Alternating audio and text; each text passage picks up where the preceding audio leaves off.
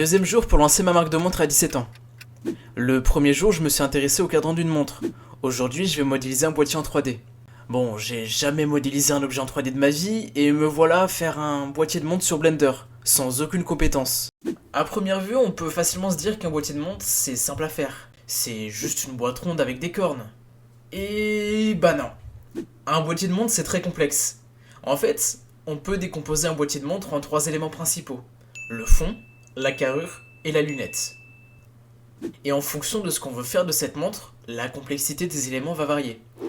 Par exemple, pour une montre très étanche, on va parfois avoir un fond de boîtier vissé, avec un système de verrouillage supplémentaire. Pour cette montre que je veux faire, je vais me contenter du minimum. Un boîtier qui survit à la pluie et qui est fin et élégant.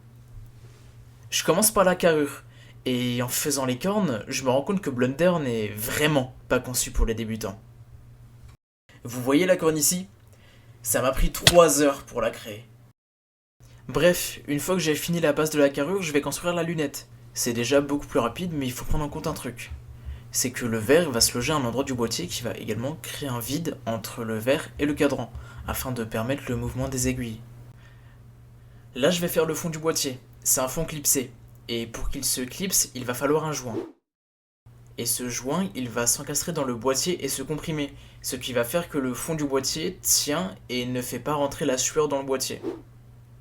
Pour être honnête, je pensais pas que le fond du boîtier allait être aussi complexe à comprendre, mais j'avoue que je suis plutôt content du résultat. Là, je vais passer au dernier élément, la couronne. Pour l'instant, je vais partir sur un mouvement VK64. Pour moi, c'est l'un des meilleurs mouvements quartz. Il est précis, fiable et il est souvent utilisé sur des chronos pro. Je vais regarder sur internet le design d'un boîtier de VK64.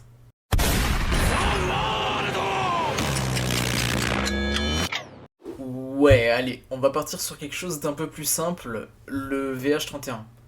Lui, il veut juste une couronne simple, pas comme le VK64 avec ses 3 couronnes. Pour la couronne, c'était hyper simple. Il fallait juste faire quelques cylindres et creuser un trou dans le boîtier.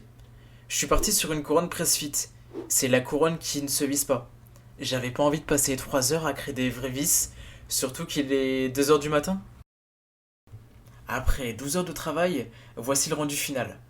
Un expert aurait sans doute mis beaucoup moins de temps que moi, mais j'ai dû me documenter sur la confection d'un boîtier et en même temps sur Blender, ce qui explique que j'ai mis une journée complète sur ce projet.